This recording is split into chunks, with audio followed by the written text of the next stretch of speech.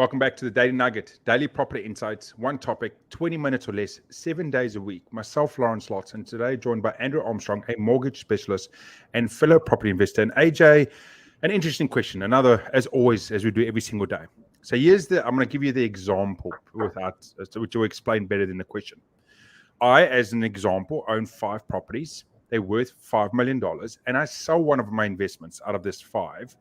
And I've got a X amount of profit. Let's say there's $500,000 of profit in it, post taxes and everything else that I've covered off. And I'm expecting to take that whole $500,000 profit and put it in my pocket. But that's not always the case, because the bank might turn around and say, depending on my debt ratio, they might have some money. They might want some of that money. Talk me through this sort of scenario, because this does happen and people don't realize that. Yeah.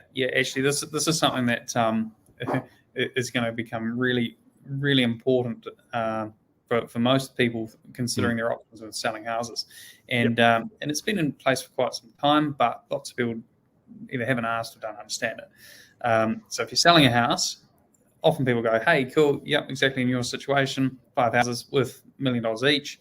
I want to sell it and hold on to 500,000." And the bank will be fine with it because of that. That's what you're thinking.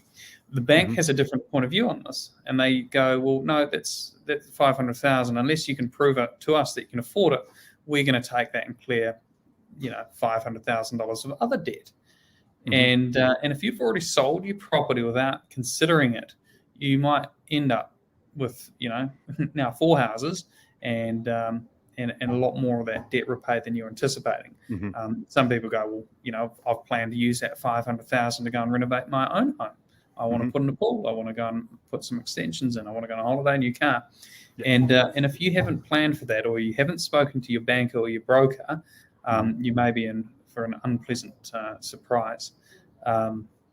So it's just a matter of, before you're thinking about selling an investment property or changing, how many houses and loans, etc., just make sure you've had an opportunity to talk to somebody about it and how it looks. Because it may not be the right time to sell it, or if you are selling it, just understand that your entire debt so the net proceeds of that sale may be taken to reduce debt. What we often do is we sit down and go, "Hey, look, this is how the bank will see it. What do you own? What do you owe? Does it meet their servicing thresholds based on current policy?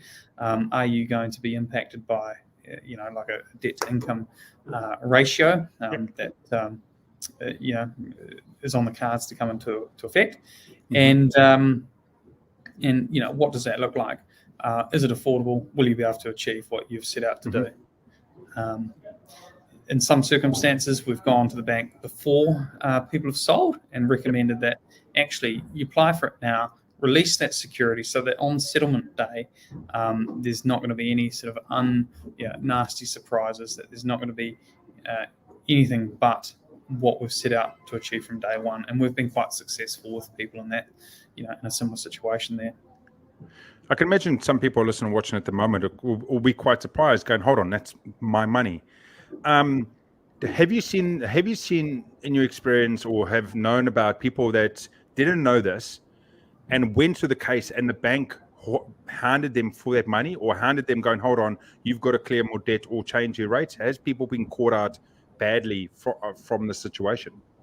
Yeah, they certainly have, especially those who had made a commitment with that money to do something else, and they've just assumed that the money would be kept with them, that they would hold on to that money, and then come settlement date, and banks are busy places.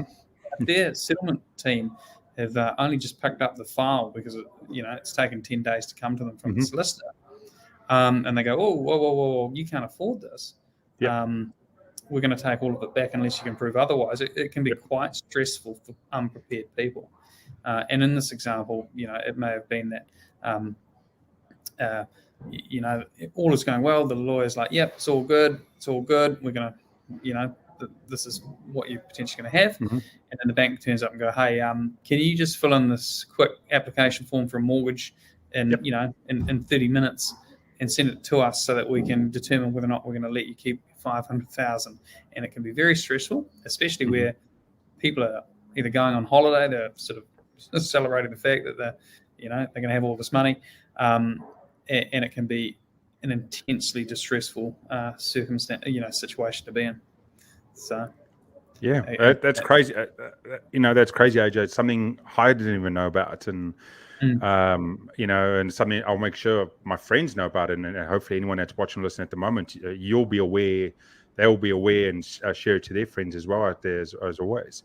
But as always, thanks so much, AJ, for today, and to anyone else that's listening or watching. If you have any further questions for either of us, my details will be in the description, depending on which platform you're listening to. And thank you for coming over to the Daily Nugget, daily property insights, one topic, 20 minutes or less, 7 days a week. And as always, hope to see you tomorrow.